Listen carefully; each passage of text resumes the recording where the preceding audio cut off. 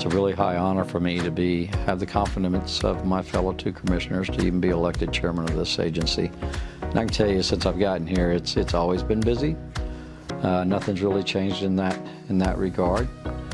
I think that being chairman is just the same as kind of being a commissioner, other than it seems like all the things that we're trying to get accomplished today pretty much come forefront through here instead of someone else being the chairman.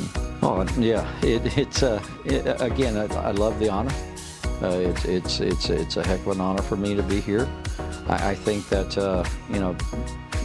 it's a huge responsibility for such an important state agency, and I believe that having a position as chairman puts more of a responsibility, especially from kind of the standpoint where you think from, unlike being a commissioner. So I love it. I love challenges. I love opportunities. I've always been that way. So being chairman is just another opportunity and another challenge for me, and it's been exciting. One of the biggest things that I saw in this agency was the conference that we put on this past July. We had been talking about this for the past few years about how we're going to attract more attention to what that conference really provides for people and to the industry and to just public in general. And so, we went out and sought some help. I think the help provided a tremendous advantage for us. We actually moved it from normally where we have it out to a more family-friendly facility north of town, a bigger, larger facility. We got more participants in bringing their stuff to the conference to show people that were attending what they did and how they did it. And we were able to really reach a lot more people this time than I think we've ever had. We set a record this year. Another thing that I'm really proud about is that we've now opened up an office that allows more public participation.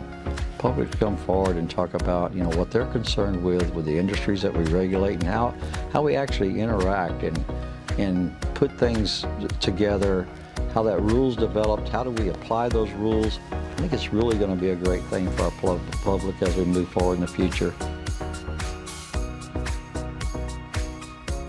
I can say that when I ran my race to be considered to be a railroad commissioner, it was in 2020, same time as our presidential election.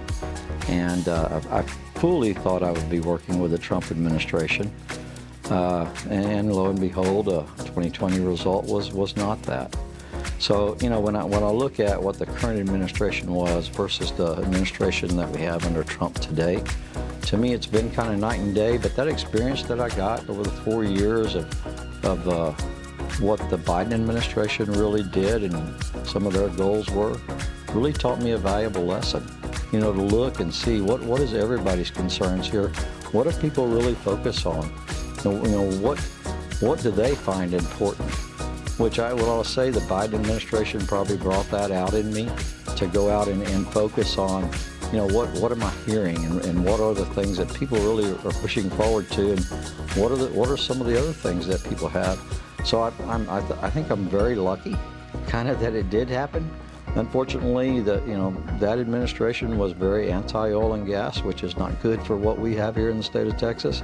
But I'm very lucky today to be working with an administration that we get along with, we coordinate with, which is one of the things I did not see in the last administration.